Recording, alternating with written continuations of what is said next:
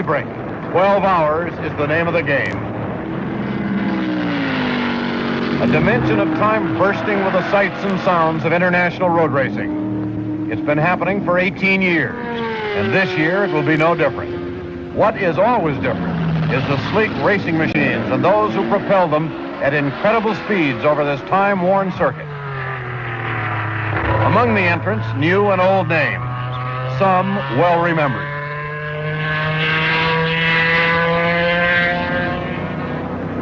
Ferrari, after a 2-year absence, unveils a 12-cylinder prototype. And in the tradition of racers bearing this famous marquee, the new 312P is brilliant red, sleek and powerful. Two of the world's best drivers will command her, Chris Amon of New Zealand and America's Mario Andretti. Returning to defend last year's triumph is Porsche with 5 908 Spyders. Clearly the most dominant team at Sebring. The Porsches now threaten to overwhelm the opposition in sheer numbers. An equally important factor is the experience of its team drivers.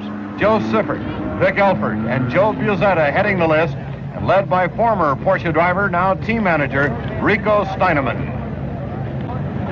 2 ancient Ford GT40s of John Wyer Engineering take up the fence of a World Manufacturers Championship.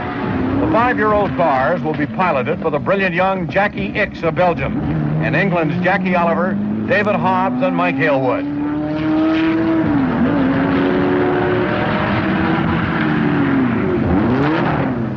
Alfa Romeo fields a trio of roadsters hopeful of regaining lost prestige. Andrea Diatomich and Lucien Bianchi bring experience and talent to the team from Milan.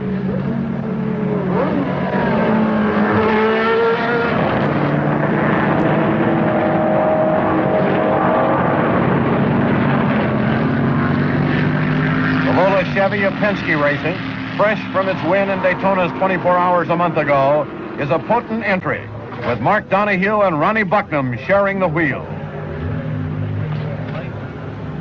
Lolas are also entered by film star Jim Garner and Swiss veteran Joe Bonnier. Stars are in abundance at Sebring. TV's Dick Smothers will drive a Porsche 906. Days preceding the 12 Hours are spent setting up the cars, surveying of the circuit, cutting fractions off lap time. It was no surprise when the Amon Andretti Ferrari took top qualifying honors with an astonishing 2 minutes and 40 seconds, lowering the previous record by 9 seconds. Fractionally slower, the Donohue Bucknam Lola, the number 29 Porsche of Mitter and Schutz, third fastest.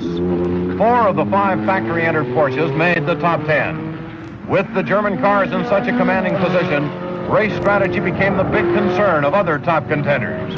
But Porsche's position was of some delight to its team manager, reporter Chris Economaki and Rico Steinemann. How will you run the battle?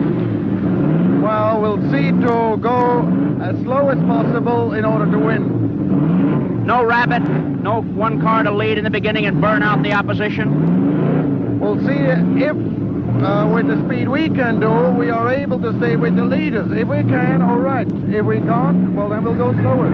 Pole sitter Chris Amon doesn't think the Ferrari speed is an advantage against Porsche's numbers. This does make a problem because obviously we can't have any strategy. We've just got to stay inside of them and keep going pretty hard all the way through, whereas they can afford to run 2 or 3 of their cars very fast, and at the risk of breaking down, they've still got a backup. David Hobbs, you're the team driver on a GT40, 6 seasons old. Almost every other car in the competition today is new for the race. What are your chances?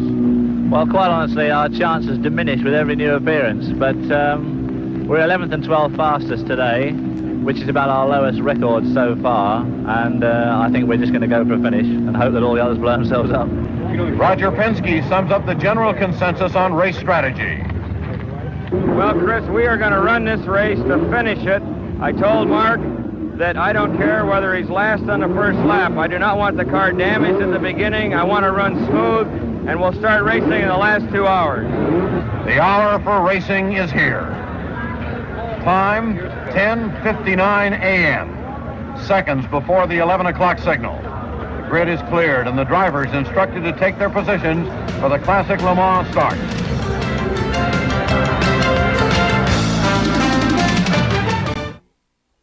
"70 cars and drivers are poised in readiness. This will be the last moment of silence for 12 hours. 3, 2, 1.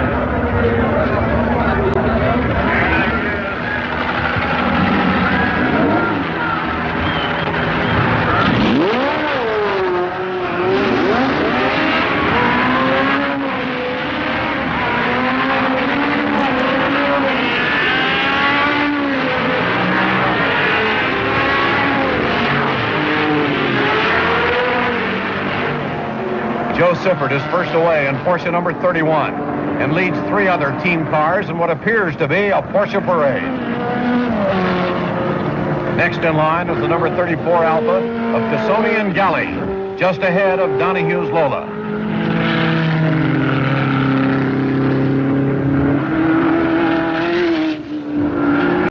On the airport runway behind the pits, Sifford stretches his lead.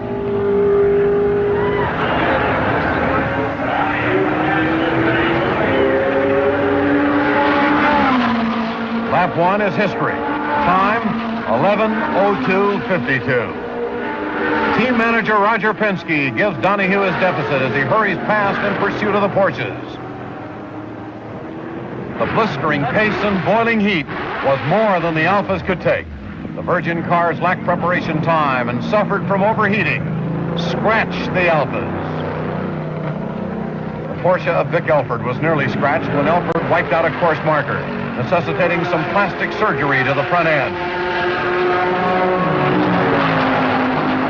Porsche 31 still leads.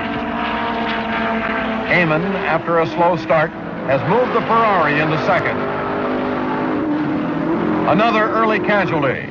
Jim Garner's number 10 Lola. Problem, overheating. Time, 12:20. Routine pit stop for the lead car. Sifford gives way to Brian Redman as the Porsche refreshes itself. Donohue had worked his Lola into second. With the Porsche in the pits, inherits the lead. His margin, 20 seconds over Redman. The Ickx Oliver Ford GT40 running steady in 8th position, 2 laps back. Andretti, now driving the Ferrari, holds 4th ahead of the Mitter-Schutz Porsche. Donohue pits after leading for 4 laps and gives it back to Redman. 12:52. The number 48 Porsche 906 of Michael Ray Hall and Bill Stroh visits the wastes of Sebring. These are the S's, a treacherous snaking portion of the 5.2-mile course that is brutal on both nerves and suspension systems. The Porsche has lost a wheel, and the seconds seem to drag as it defiantly wanders across the course. 12:55. 2 hours have not yet elapsed. Sebring has taken its measure of casualties. Who's to guess what the next 10 hours will bring?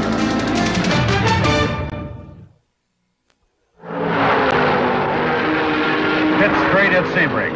Donohue's Lola challenges the number 31 Porsche and at full bore snatches the lead. Sebring 12-hour endurance race is 3 hours old.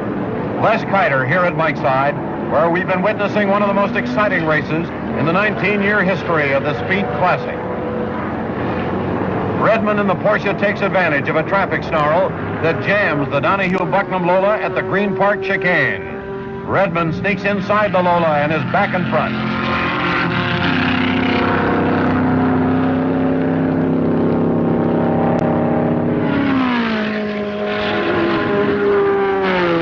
.135.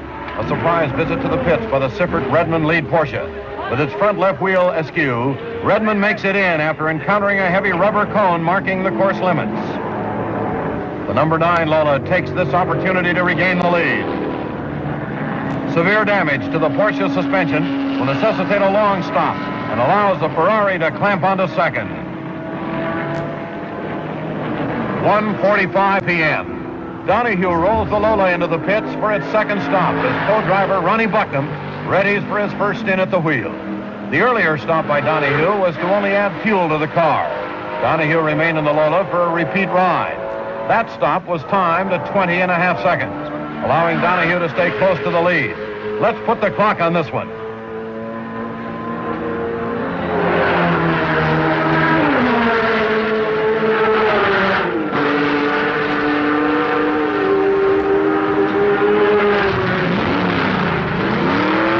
Time 35 seconds.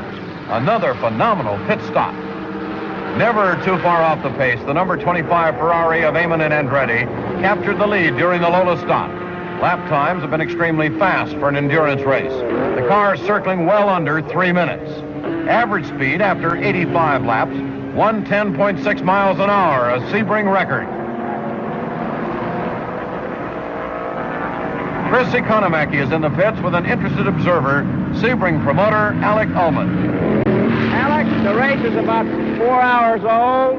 Alfa Romeo is out. Ferrari is in the lead. Chevrolet is second. The Porsche is third. Whom do you think is going to come home the winner today? Well, quite frankly, I have always a David Goliath complex in my mind. And in a way, I would like to see Ferrari vindicate themselves. They've had their own sway here for years. But I think this year it's highly possible that they will win. But the odds are, of course, against them being the only car. And Porsche is very powerful. Welcome, the impresario here at Sebring. The Ickx Oliver GT40 Ford has been running steadily for the first 4 hours and is now 7th. Jim Garner surviving Lola with Ed Leslie and Lothar Motzenbacher driving is 8th. Dickie Smothers shows big league style, keeping the number 45 under 2-liter Porsche in 10th. The Mitterschutz Porsche has moved into 2nd, ahead of the Buckner Lola. More action in the S's. A Chevy Camaro dusts things up a bit, recovers, but seems to be dragging the exhaust system. 3:10, past the 4-hour mark. Chris Amon steams into the pits. No routine stop this. There's damage to the front end of the Ferrari. Attempt to unblock the air intake to the radiator has cost the Ferrari valuable time. Gerhard Mitter moves the Porsche out front.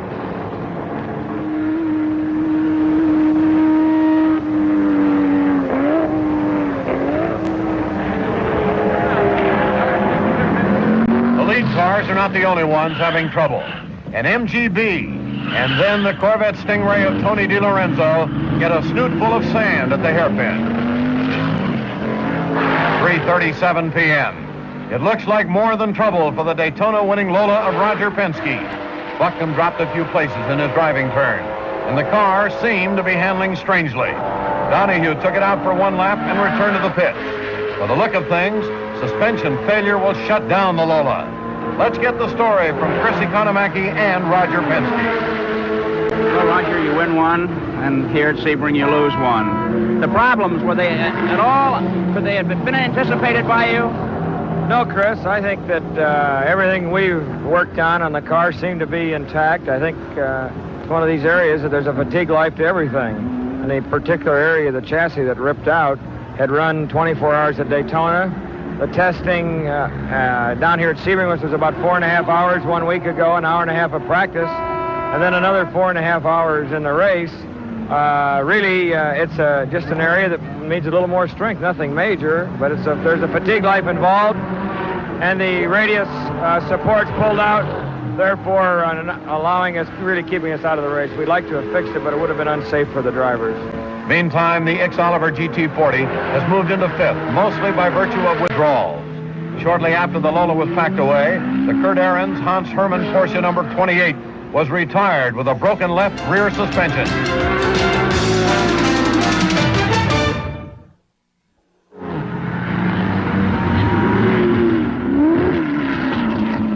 .5:15, past the halfway point. Less than 2 hours after the first Porsche was withdrawn, the Siffert Redmond prototype retires. Porsche team manager Rico Steinemann. I see the second of your 5 cars has just been retired from the race. What is the problem? It's rear right-hand suspension. On the first car, it was rear left-hand suspension, and now now that the engines are fine, we seem to have a new problem. What about the remaining 3 cars and half the race to go? Well, we'll find out. Are you doing anything? Are you slowing them down, or what action are you taking? I cannot afford to slow them down, because then the Ferrari can slow down as well. The Ferrari, in fact, is stopped.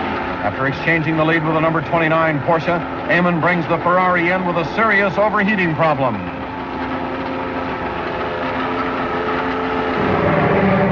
It seems that a little bit of trouble has developed. Can you tell us about it?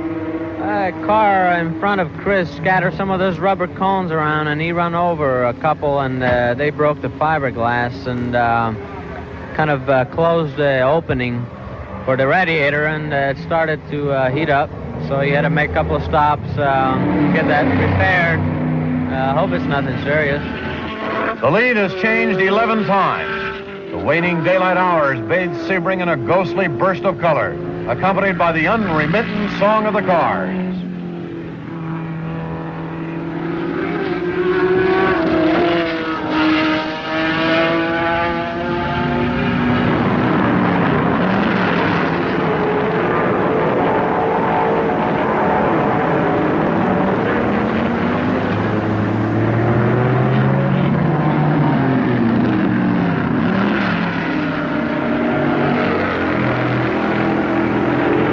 Settles over the Sebring race course.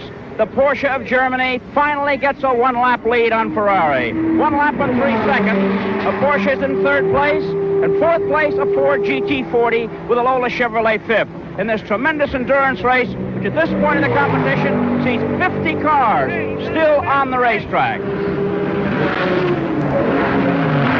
7:30. The lead Porsche is in the pits. After leading the race for almost 2 hours, Gerhard Mitter limps in with a broken chassis. Like Daytona 2 months earlier, the Porsches are plagued with a cancerous malady that seems destined to strike them all.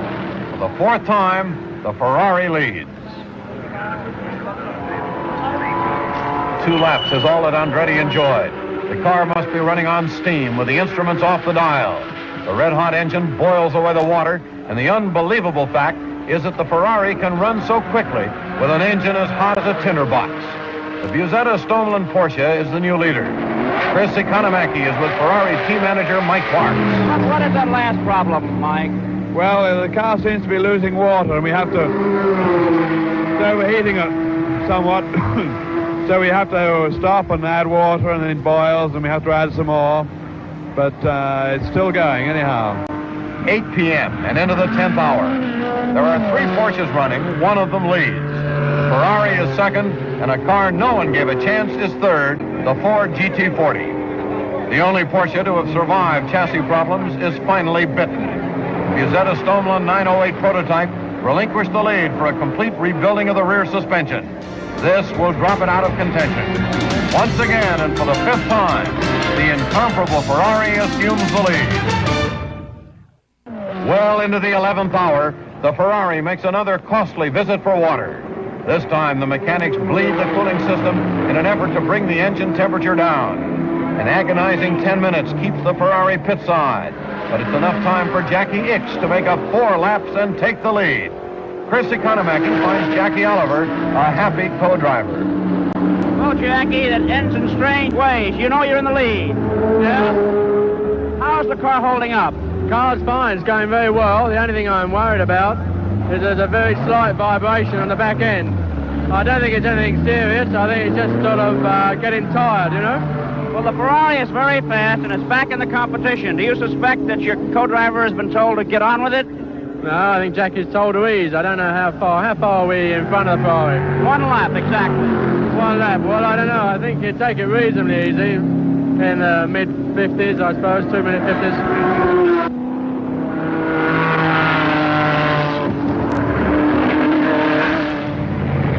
Seems no one is immune from the ravenous Sebring track. Ed Leslie limps in from 3rd place. Let's get the word from owner Jim Gardner. The drama comes late, doesn't it? Yeah. What's the problem, Jim? Well, I think Ed can probably tell you better. It's a left front hub. I think it's a matter of getting it off and replacing it immediately, isn't it? going down the back straight. When I put the brake pedal on, it didn't come back. And then it seemed all right. When I put it on down by the scoring stand, why, something broke. And it was just like you had a screwdriver stuck in a wire wheel. It made all the noise in the world, and it broke loose. And I came on in, but they can't get the hub off. How costly has it been so far, looking at the scoreboard, Jim? Well, we've already dropped 1 and possibly 2. Looks like we may drop 2 positions. Time has nearly run out. The Ickx Oliver GT40 of John Wyer Engineering has defied the clock and the brutal beating they call Sebring. 11 p.m. It's all over. Few words are necessary to applaud the valiant effort of the team from Modena, Italy. Second place, however, is not what Ferrari came to race for. A surprise winner in the under 2-liter prototype class is Dick Smothers and Fred Baker. But the real winners at Sebring were a pair of Jacks, Jacky Ickx and Jacky Oliver. Perhaps the real test of Sebring is survival. Well, to the victors go the spoils, and here they are, the 2 Jackies from across the Atlantic. Jack Ickx of Belgium, congratulations. Well, thank you very much. Anyway, we are very happy for that win, especially because we have a very nice crew and all the people who have worked very hard for us. Time, 12 hours, 1 minute, and 25 seconds. Average speed, 103.363 miles per hour, a Sebring record till next year.